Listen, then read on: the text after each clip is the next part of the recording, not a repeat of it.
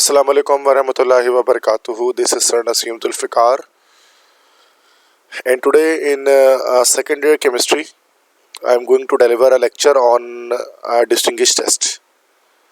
तो काफ़ी सारे स्टूडेंट्स की रिक्वेस्ट थी कि जो है वो डिस्टिंग्विश टेस्ट पर जो है वो एक लेक्चर मैं बनाऊं, डिटेल लेक्चर।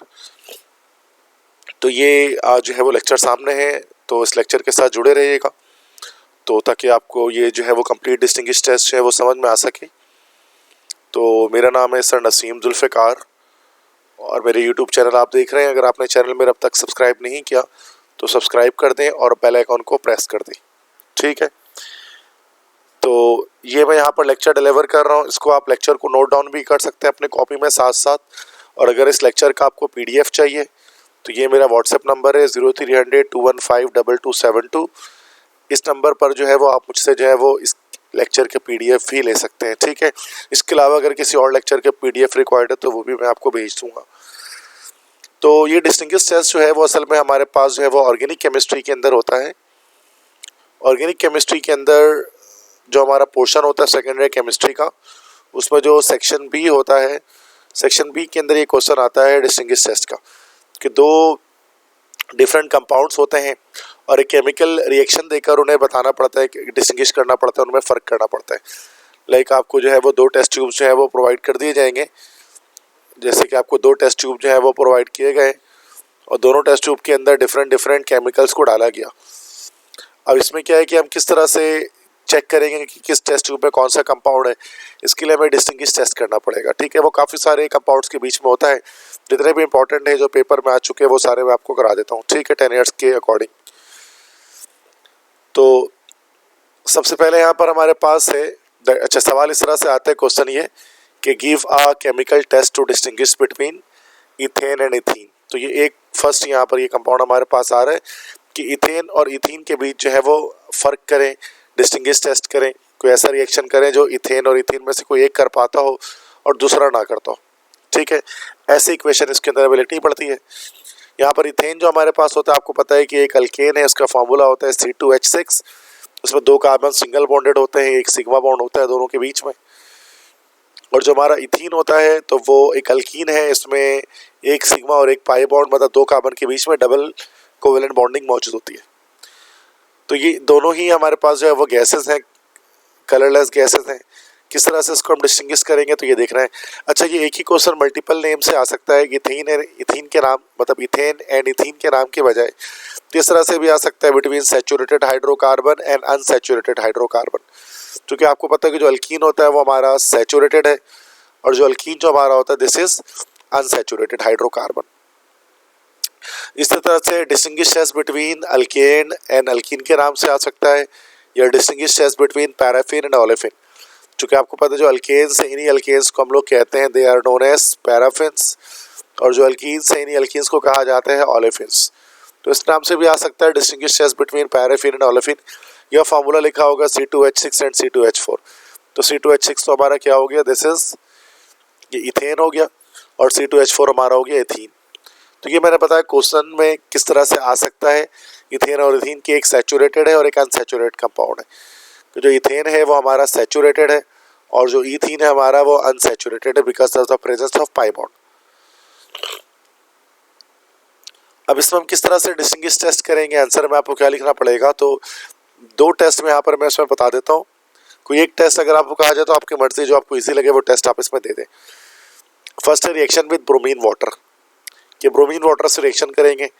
तो ब्रोमीन वाटर से जब रिएक्शन किया जाएगा तो इन दैट सिनेरियो क्या होगा हमारे पास कि जो इथेन है वो हमारा ये नेगेटिव टेस्ट देगा जबकि इथीन हमारा पॉजिटिव टेस्ट देगा।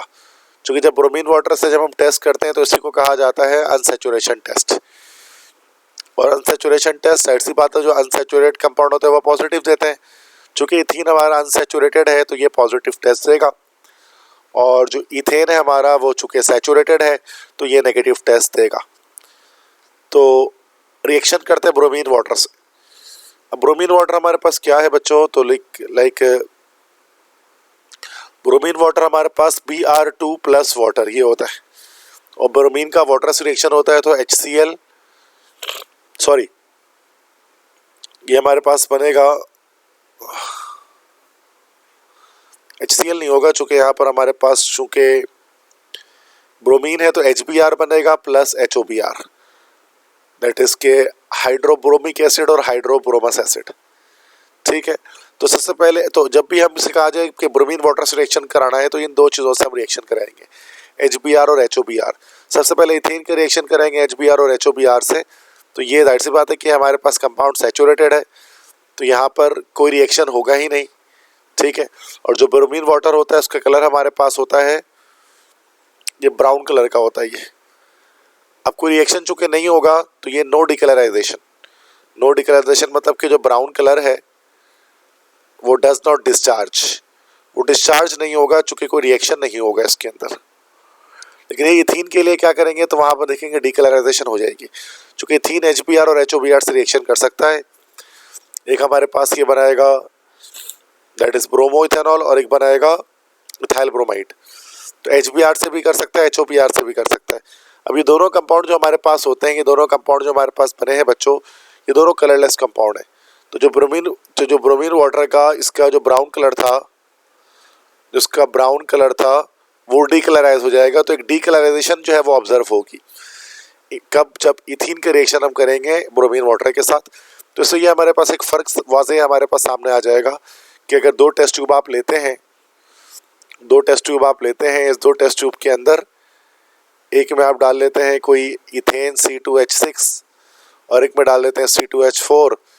तो जिसमें इथेन डालेंगे तो ब्रोमीन वाटर डालने पर इसका कलर जो है वो ब्राउन का ब्राउन रहेगा, लेकिन इथीन में जब आप ब्रोमीन वाटर डालेंगे तो ये कलरलेस होता रहेगा। जैसे ये ब्राउन कलर का ब्रोमीन वाटर इसमें ऐड होता रहेगा, ये जो है वो कलरलेस होता रहेगा। ठीक है, तो इस तरह से ये हमारा डिस्टिंग्विश टेस्ट पहला हो गया।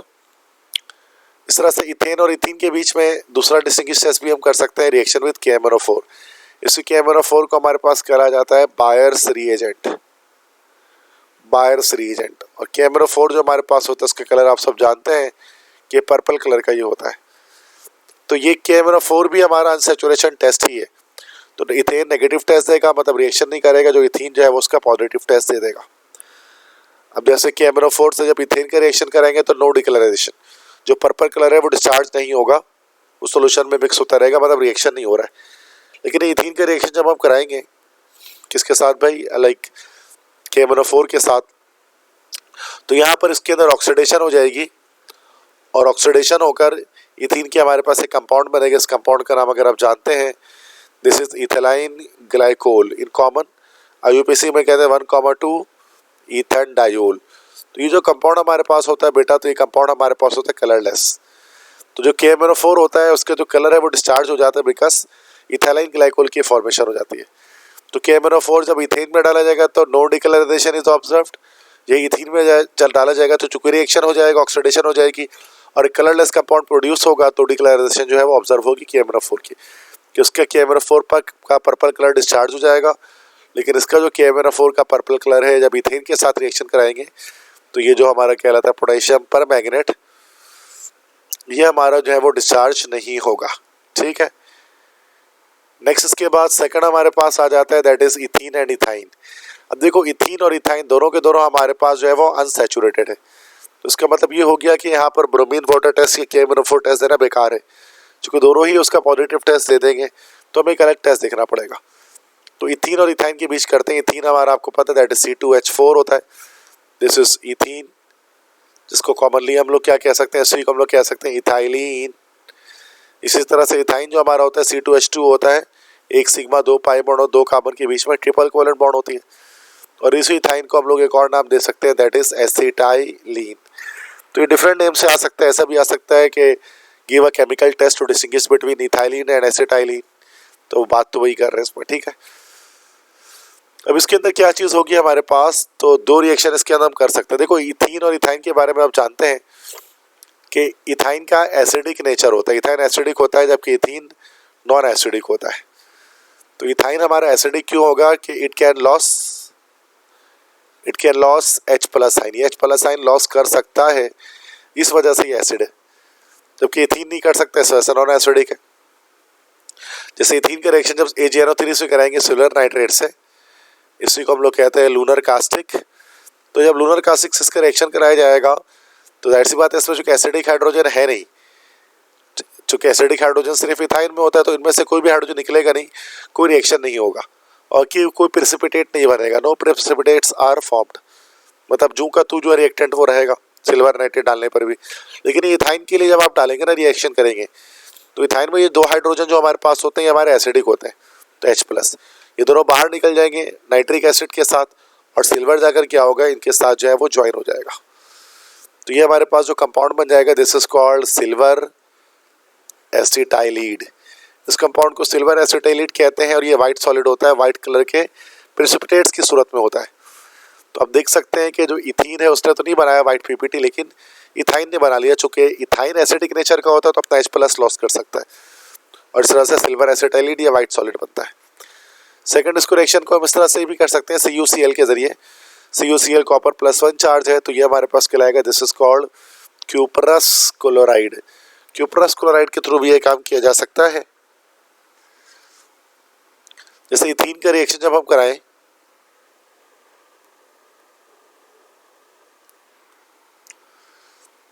हम कराएं, इथीन का रिएक्शन किसके साथ भाई, CuCl के साथ, क्यूपरस क्लोराइड के साथ, तो जो कि इसका एसिडिक हाइड्रोजन नहीं है तो कोई रिएक्शन नहीं होगा, कोई प्रेसिपिटेशन नहीं होगी।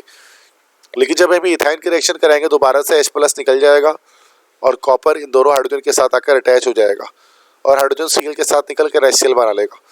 तो ये हमारे पास कहलाएगा कंपाउंड, दिस इज कॉपर एसिटाइलिड और ये रेड सॉलिड होता है, रेड पीपीटी बनती है। तो जबकि यहाँ पर आप देख सकते हैं कि इसमें no precipitate are form in case of ethene, जबकि इथाइन के केस में रेड पीपीटी की जो है वो फॉर्मेशन हो रही है। तो ये इथीन और इथाइन के बीच डिस्टिंग्विश टेस्ट हुआ। नेक्स्ट इसके बाद हमारे पास आ सकता है 1-ब्यूटाइन एंड 2-ब्यूटाइन। अब देखिए, अब बच्चे कहते हैं सर इसमें तो दोनों इथाइन आ गए, दोनों ही अल्काइंस आ गए और अल्काइंस जो है वो सारे एसिडिक होते हैं। तो ऐसा नहीं है, याद रखिए हर अल्काइन एसिडिक नहीं होता, सिर्फ जो टर्मिनल अल्काइन होता है वो एसिडिक होता है, नॉन टर्मिनल अल्काइन जो होता है वो नॉन एसिडिक होता है। अब टर्मिनल अल्काइन से मुराद क्या होता है, दैट इज वन अल्काइन, जिसमें ट्रिपल बॉन्ड जो है ना वो कोने वाले कार्बन पर लगा हो, that is called one alkyne. तो वो टर्मिनल अल्काइन है, टर्मिनल्स पर लगा होगा। जबकि नॉन टर्मिनल में क्या होता है कि किनारे पर ट्रिपल बॉन्ड अटैच नहीं होगा। अब 1-ब्यूटाइन की बात करें तो 1-ब्यूटाइन हमारे पास जो है वो एक टर्मिनल अल्काइन है। चूँकि कार्बन ले लेंगे, 4 कार्बन ले लेते हैं और फर्स्ट में ट्रिपल बॉन्ड लगा देते हैं, तो ये हमारा टर्मिनल अल्काइन है। जबकि 2-ब्यूटाइन की बात करेंगे तो इसमें क्या होता था कि ये सेकंड कार्बन पे जो है वो ट्रिपल बॉन्ड की अटैचमेंट होती है। ठीक है, तो ये हमारे पास नॉन टर्मिनल अल्काइन है, मतलब नॉन एसिडिक है। तो एसिडिक नेचर टेस्ट इसके अंदर हम करा सकते हैं, जो भी हमने 2 कराया था, CuCl और AgNO3 के साथ। अब 1-ब्यूटाइन चाहे CuCl से रिएक्शन करे चाहे AgNO3 से रिएक्शन करे, दोनों सूरतों में क्या होगा कि एक जो है प्रेसिपिटेट फॉर्म होंगे। सिल्वर नाइट्रेट की सूरत में वाइट पीपीटी की फॉर्मेशन हो जाएगी और जो है वो कॉपर क्लोराइड की सूरत में रेड प्रेसिपिटेट की फॉर्मेशन हो जाएगी। जबकि यही जब हम 2-ब्यूटाइन से करेंगे तो 2-ब्यूटाइन आप देख सकते हैं कि कोई रेड या कोई वाइट पीपीटी नहीं बना रहा। इसमें एक चीज़ याद रखनी है कि जो आप 1-ब्यूटाइन यहाँ पर देख रहे हैं, इस 1-ब्यूटाइन में ये जो है ना कार्बन ट्रिपल बॉन्ड कार्बन के साथ जो हाइड्रोजन अटैच होता है वही एसिडिक होता है। तो यहाँ पर बस ये वाला एसिडिक हाइड्रोजन है, बाकी कोई भी एसिडिक हाइड्रोजन नहीं है। तो सिर्फ एक हाइड्रोजन निकल रहा है यहाँ से, आप देख सकते हैं, और कॉपर आ रहा है।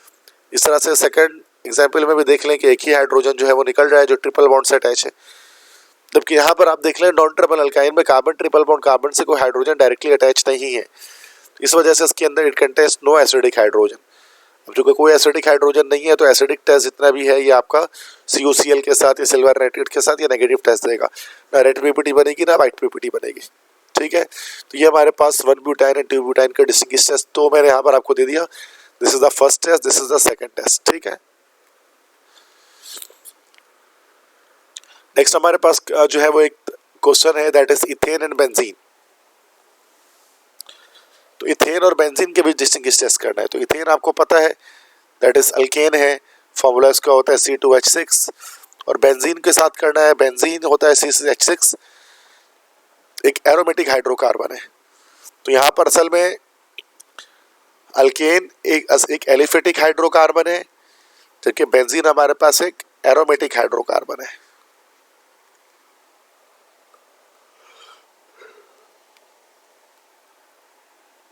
तो इनके बीच में हमें जो है वो डिफरेंस करना है, फर्क करना है।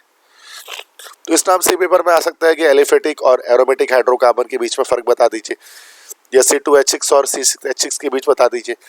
और पास्ट पेपर में ऐसा भी आया हुआ है कि बजाय C2H6 के C6H14 दिया हुआ है, दैट इज हेक्सेन, ये एन हेक्सेन। तो उसकी बात वही हो जाएगी, एन हेक्सेन भी सेम तरीके से होगा। आगे आएगी स्लाइड में तो मैं आपको बता दूंगा। देखिए इथेन और बेंजीन के बीच पहला टेस्ट हम बर्निंग इन एयर, जलाकर कंबशन करके हम कर सकते हैं। जब इथेन को जलाया जाता है तो उसमें कोई ब्लैक सूट नहीं निकलता। सूट से मुराद यहाँ पर धुआं, कोई काला धुआं इसके अंदर से नहीं निकलता। क्यों काला धुआं इसमें से नहीं निकल रहा? चूंकि लेस परसेंटेज ऑफ कार्बन हमारे पास यहाँ पर है, इसलिए जब भी इथेन को जलाया जाता है, इथेन आपको पता है सुई गैस के अंदर मौजूद है, तो उसमें से काला धुआं नहीं निकलता। लेकिन जब बेंजीन को आप जलाएंगे, बेंजीन को बर्न करेंगे तो ब्लैक सूट प्रोड्यूस होगा, काला धुआं निकलेगा।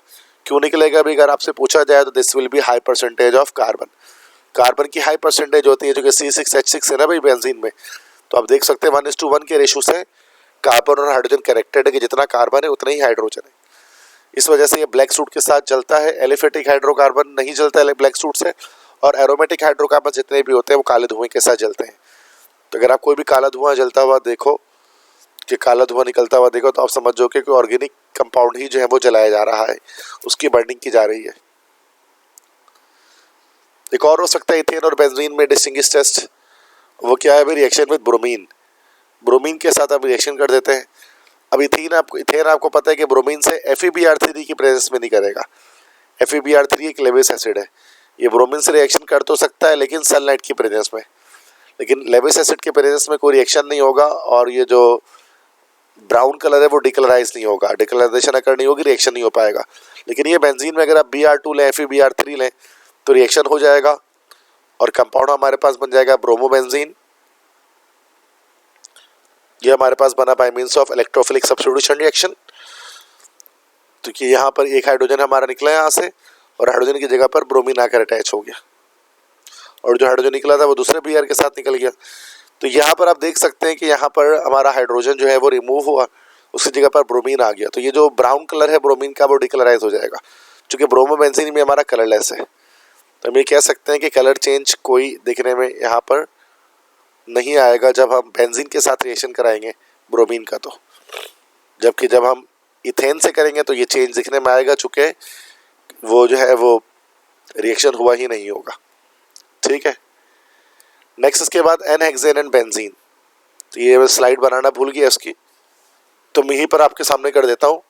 एन हेक्सेन से मुराद, एन से मुराद क्या होता है? एन से मुराद होता है ऑल कार्बन इन चेन, सारे कार्बन चेन के अंदर। ये C6H14 हो गया, और मतलब सारे कार्बन चेन के अंदर से मुराद के CH3, CH2, CH2, CH2, CH2, 1 2 3 4 5 और ये CH3। तो कहने का मकसद this is actually an hexane. ठीक है, ये सारे कार्बन चेन के अंदर होते हैं। तो एन हेक्सेन और बेंजीन में क्या डिफरेंस है? एन हेक्सेन होता है C6H14 और बेंजीन होता है C6H6। तो वही हम इसमें कंबस्टन का बता देते हैं, सिंपल तरीका यही है। एन हेक्सेन लेते हैं, C6H14 लेते हैं और उसकी ऑक्सीजन से रिएक्शन कराते हैं तो काला धुआं निकलेगा, क्योंकि अल्केन है तो ब्लैक सूट प्रोड्यूस होगा, जो काफ़ी ज़्यादा मिकदार में कार्बन डाइऑक्साइड गैस प्रोड्यूस होगी। लेकिन ये बेंजीन अगर आप ले लेते हैं और उसका ऑक्सीजन से रिएक्शन कराते हैं तो इसको क्या होगा? सिंपल के बर्न्स विथ ब्लैक सूट, कि ये काले धुएं के साथ हमारा जलता है। ठीक है, तो ये एन हेक्सेन और बेंजीन में भी जो है वो इम्पोर्टेंट है, पेपर में आ चुका है, तो उसको देख लीजिएगा, एंड में दिखा दूंगा मैं आपको पास पेपर इसके। नेक्स्ट है ethane and ethyl chloride. Ethane और इथाइल क्लोराइड के बीच डिफरेंस करें, या फिर ये कह सकते हैं कि इस तरह से आ जाएगा कि अल्केन और अल्काइल हैलाइड के बीच डिफरेंस करें। अल्केन में फिर से इथेन ले लिया C2H6, और अल्काइल हैलाइड में क्लोरोइथेन ले लिया, दैट इज C2H5Cl। अब इनके बीच किस तरह से हम डिस्टिंग्विश टेस्ट कर सकते हैं? तो फर्स्ट है reaction with silver oxide Ag2O। अब सिल्वर ऑक्साइड के साथ इथेन रिएक्शन नहीं करेगा तो कोई प्रेसिपिटेट की फॉर्मेशन नहीं होगी, no precipitate will be form. ठीक है, तो यहाँ पर इसका मतलब रिएक्शन नहीं हुआ। लेकिन जब हम इथाइल क्लोराइड की बात करेंगे तो सर व्हाइट पिपिटी ऑब्जर्व होगी AgCl की फॉर्मेशन की वजह से। C2H5Cl जब Ag2O से रिएक्शन करेगा तो डाई इथाइल ईथर हमारा बनाएगा, ये हमने पढ़ा हुआ होगा, ये चैप्टर नंबर 9 में हमारा है कि डाई इथाइल ईथर बनाएगा और साथ में AgCl की व्हाइट पिपिटी जनरेट होगी। तो यहाँ प्रेसिपिटेट से पता लग जाता है कि ये कंपाउंड हमारा जो अल्काइल हैलाइड है। तो कि Ag सिल्वर ऑक्साइड से Ag2 हमारा सिल्वर ऑक्साइड है, तो देख सकते हैं कि इथेन नहीं कर रहा, लेकिन हमारा जो है वो इथाइल क्लोराइड है वो रिएक्शन करता है किससे भाई, सिल्वर ऑक्साइड से, और वाइट पीपीटी फॉर्म करता है। सोडियम इथेनॉइड से भी रिएक्शन कर सकते हैं। सोडियम इथेनॉइड क्या है, दैट इज जिसको आप लोग सोडियम एसीटेट भी कहते हैं, इससे भी रिएक्शन कराया जा सकता है। जैसे इथेन का जब सोडियम एसीटेट से रिएक्शन कराएंगे तो फिर यहाँ पर नो स्मेल इज ऑब्जर्व, कोई स्मेल ऑब्जर्व नहीं होगी, कोई खुशबू सूंघने को नहीं मिलेगी आपको। लेकिन ये अगर हम इथाइल क्लोराइड के रिएक्शन करा दें सोडियम एसीटेट से, तो ये ये हमारा न्यूक्लियोफिलिक एसिड रिएक्शन यहाँ पर हमारे पास हो जाएगा। उस एसिड रिएक्शन में ये माइनस हो जाएगा, ये प्लस, Na प्लस हो जाएगा, ये माइनस, तो ये जो 3,2H5 इस O के साथ जुड़ जाएगा, तो ये हमारे पास बन जाएगा इथाइल एसीटेट, और एक फ्रूटी स्मेल आनी शुरू हो जाएगी जबकि NaCl अलग हो जाएगा। तो इस तरह से यहाँ पर अगर हम देखते हो तो इथेन के अंदर कोई फ्रूटी स्मेल ऑब्जर्व नहीं होती है। यही अगर हम इथाइल क्लोराइड में जब हम सोडियम एसीटेट या सोडियम इथेनॉइड डालने के बाद डालेंगे तो क्या होगा कि हमारे पास जो है वो एस्टर की फॉर्मेशन की वजह से फ्रूटी स्मेल आनी स्टार्ट हो जाएगी। ठीक है, तो ये भी एक फर्क हो सकता है। लास्ट हमारे पास है दैट इज प्रोपानल एंड प्रोपानोन। प्रोपानल और प्रोपानोन के बीच में फर्क करें, मतलब प्रोपानल मतलब एल्डिहाइड है, Al आ रहा है सफिक्स में, एल्डिहाइड है, 3 कार्बन वाला एल्डिहाइड, और ये 2 प्रोपानोन हमारा कीटोन हो गया। अच्छा, ये प्रोपानल से ये नहीं आता अक्सर ऐसा होता है कि हमारा फॉर्मल्डिहाइड जो होता है ना 1 कार्बन वाला, तो इस तरह से आ सकता है, that is called methanol and propanone. इनके बीच का डिस्टिंग्विश टेस्ट करें, या फिर फॉर्मल्डिहाइड एंड एसीटोन, इस तरह से नेम से आता है ये। प्रोपानल और प्रोपानोन तो नहीं आता, ठीक है, इस नेम से आता है जो मैंने बताया कि फॉर्मल्डिहाइड और कीटोन के बीच में डिस्टिंग्विश टेस्ट हमें करना पड़ता है। जैसे एक हमारे पास टेस्ट इसके अंदर होता है Fehling solution test. Fehling solution में आपको पता है 2 सोल्यूशन होता है, फेलिंग है, फेलिंग भी। फेलिंग ये होता है क्यूपरिक हाइड्रोक्साइड, ये ब्लू कलर का होता है कॉपर +2 वैलेंसी पे, और फेलिंग भी हमारा कलरलेस होता है, NaOH का सोल्यूशन होता है। जब एल्डिहाइड के रिएक्शन इससे कराया जाएगा तो रेड प्रेसिपिटेट फॉर्म होंगे किसके भाई, Cu2O के, दैट इज क्यूप्रस ऑक्साइड के। तो क्यूप्रस ऑक्साइड के रेड पीपीटी प्रोड्यूस होंगे। अब चाहे यहाँ पर अगर आप फॉर्मल्डिहाइड भी ले लें तब भी यहाँ पर ये रेड पीपीटी प्रोड्यूस होगा क्यूप्रस ऑक्साइड का, कॉपर +2 से +1 हो जाएगी, रिडक्शन हो जाएगी उसकी। इसी में कीटोन की बात कर लेंगे तो कीटोन आपको पता है कि फेलिंग सोल्यूशन टेस्ट हमारा नेगेटिव देगा, जबकि एल्डिहाइड हमारा ये पॉजिटिव टेस्ट देता है। तो यहाँ पर एसीटोन के रिएक्शन जब हम कराएंगे CuOH ट्वाइस और NaOH से, तो कोई रेड प्रेसिपिटेट की फॉर्मेशन नहीं होगी, क्योंकि रिएक्शन ये फिजिबल ही नहीं होगा आगे जाकर। ठीक है, तो कीटोन यहाँ पर हमारा नेगेटिव टेस्ट दे रहा है, जबकि एल्डिहाइड यहाँ पर पॉजिटिव टेस्ट दे रहा है। इसी को एक और तरह से भी कर सकते हैं, reaction with iodine in the presence of sodium carbonate, तो ये हमारे पास कहलाता है दिस इज आयोडोफॉर्म रिएक्शन। और आयोडोफॉर्म रिएक्शन कौन दे सकते हैं, सिर्फ कीटोन्स दे सकते हैं। अब एल्डिहाइड कोई सा भी हो, उसका आयोडीन और सोडियम कार्बोनेट से रिएक्शन करेंगे तो कोई येलो पीपीटी नहीं बनेगी। तो येलो पीपीटी बनती है CHI3 की, दैट इज आयोडोफॉर्म की। क्योंकि कीटोन में येलो प्रेसिपिटेट की फॉर्मेशन हो सकती है, क्यों भाई, आयोडोफॉर्म की फॉर्मेशन की वजह से। तो ये हमने कीटोन लिया, आयोडीन और सोडियम कार्बोनेट से रिएक्शन किया, तो सोडियम एसीटेट बना CHI3, दैट इज आयोडोफॉर्म बना, येलो क्रिस्टल्स होते हैं इसके, सोडियम आयोडाइड, कार्बन डाइऑक्साइड और वाटर। तो इस तरह से यहाँ पर हमारे पास CHI3 बना। तो एक तरह का डिस्टिंग्विश टेस्ट होता है आयोडोफॉर्म टेस्ट एल्डिहाइड और कीटोन के बीच में। ठीक है, एल्डिहाइड इसका पॉजिटिव टेस्ट देते हैं, जबकि एल्डिहाइड इसका नेगेटिव टेस्ट है, जबकि कीटोन इसका पॉजिटिव टेस्ट देते हैं। ठीक है, अच्छा, इसके अलावा एक और केमिकल टेस्ट इसके अंदर हम कर सकते हैं जो यहाँ पर मेंशन नहीं है, तो वो हमारे पास कहलाता है this is called Tollens reagent test. तो टोलेंस रिएजेंट टेस्ट भी उसके अंदर किया जा सकता है। तीसरा देख लें, प्रोपानोन और प्रोपानोन के बीच में, या फॉर्मल्डिहाइड और एसीटोन के बीच में टोलेंस रिएजेंट टेस्ट हो सकता है। तो सबसे पहले हम कह सकते हैं टेस्ट फॉर, जैसे कि कीटोन कर देते हैं, नेगेटिव टेस्ट आएगा, कीटोन के लिए टेस्ट हमारा जो है वो नेगेटिव टेस्ट आएगा। ठीक है, कैसे नेगेटिव टेस्ट आएगा कि हमने कीटोन ले लिया CH3 C double bond O CH3 plus. अब क्योंकि टोलेंस रिएजेंट टेस्ट रिएक्शन कराना है तो टोलेंस रिएजेंट हमारे पास होता है डायमाइन सिल्वर 1 हाइड्रोक्साइड। एक साइंटिस्ट है टोलेन, उनके नाम पर है।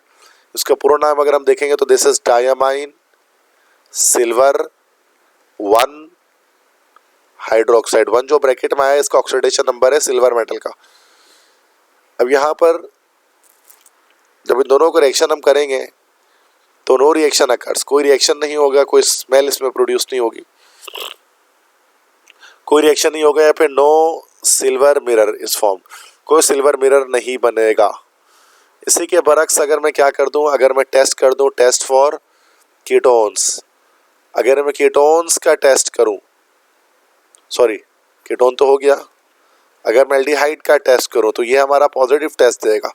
जैसे फॉर्मल्डिहाइड हमने ले लिया, इसकी रिएक्शन हमने डायमाइन सिल्वर 1 हाइड्रोक्साइड से कर लिया। अब इसमें क्या होगा, एक हमारे पास बनेगा अमोनियम फॉर्मेट, ठीक है, अमोनियम फॉर्मेट, एक हमारे पास बनेगा अमोनिया और सिल्वर अलग डिपोजिट हो जाएगा और वाटर बनेगा। तो ये जो सिल्वर मेटल है ना, ये टेस्ट ट्यूब के अंदर, अगर आप टेस्ट ट्यूब लेंगे और ये रिएक्शन आप टेस्ट ट्यूब में कराते हैं, टोलेंस रिएजेंट डालते हैं, दिस इज टोलेंसी रिएजेंट, और साथ में आप इसमें फॉर्मल्डिहाइड डालते हैं, तो क्या होगा, इसके चारों तरफ एक मिरर की फॉर्मेशन हो जाएगी। तो ये जो एजी हमारे पास ये बनेगा, ये सिल्वर मिरर होगा। तो इसलिए हम कहते हैं कि अगर सिल्वर मिरर ठीक है बन रहा है, तो फिर ये हमारा, इसका मतलब कि हमारा एसिड एल्डिहाइड है, वरना फिर ये हमारा जो है वो कीटोन है। तो इस चीज़ को याद रखना, ये भी एक इंपॉर्टेंट हमारा डिस्टिंग्विश टेस्ट है, जिसको हम लोग कहते हैं टोलेंस रिएजेंट टेस्ट। अब देखिए लास्ट इसके बाद जो है वो देख लें कि 10 ईयर में क्या क्या क्वेश्चन आए हैं। Give a simple chemical test to distinguish between the following, alkane and alkene करा दिया, इथीन एंड इथाइन करा दिया, अल्काइल एंड एल्केन करा दिया, एल्डिहाइड कीटोन करा दिया। इस तरह से इथाइन एंड इथीन करा दिया, इथेन एंड इथीन करा दिया, अल्काइल एंड एल्केन हो गया, और फॉर्मल्डिहाइड एंड एसीटोन हो गया, जो भी क्या है। नेक्स्ट एल्डिहाइड एंड कीटोन हो गया, पैराफिन ओलोफिन हो गया, मतलब alkane and alkene, n hexane and benzene हो गया, सूट वाला डाल सकते हैं, इजी है। 1 ब्यूटेन एंड 2 ब्यूटेन के बीच डिफरेंस भी हम बता सकते हैं इसके अंदर, कि टर्मिनल नॉन टर्मिनल में फ़र्क सिर्फ जो है वो हमारे टर्मिनल अल्काइन है और एक नॉन टर्मिनल अल्काइन है, इसमें डिफरेंस सिर्फ यही है कि एक एसिडिक एक नॉन एसिडिक है। तो यही सिल्वर नाइट्रेट या फिर लूनर कास्टिक के अलावा CuCl वाले रिएक्शन से भी बता सकते हैं। नेक्स्ट है distinguish by simple test hexane and benzene, ये हो गया, एल्डिहाइड कीटोन हो गया। 2012 में आया था इथेन, इथीन एंड इथाइन, तो इसमें वही हम एसिडिक प्रॉपर्टी टेस्ट कर सकते हैं, एल्डिहाइड इन कीटोन, उसमें टोलेंस रिएजेंट दे दें, हाइड्रोफॉर्म टेस्ट दे दें, या फिर इसके अंदर आप जो है वो फेलिंग सोल्यूशन टेस्ट दे दें, कोई भी टेस्ट दे दें, तो ये ज़्यादा इजी है। ठीक है, तो बेटा देख रहे हैं कि हर ईयर लगभग जो है वो ये सवाल आ रहा है, तो एक इम्पॉर्टेंट क्वेश्चन है, इसको आप लाजमी कर लें। अगर आपको ये PDF रिक्वायर्ड है तो ये मेरा नंबर है 0382152272, इस नंबर पर व्हाट्सएप करके आपको जो भी PDF रिक्वायर्ड है आप मुझसे मांग सकते हैं। तो ठीक है बेटा, तो बेस्ट ऑफ लक आपके एग्जाम्स के लिए, इंशाल्लाह आप सब अच्छे नंबर से कामयाब होंगे। मुझे दुआ में याद रखिएगा और अपना बहुत सारा ख्याल रखिएगा। अल्लाह हाफिज़।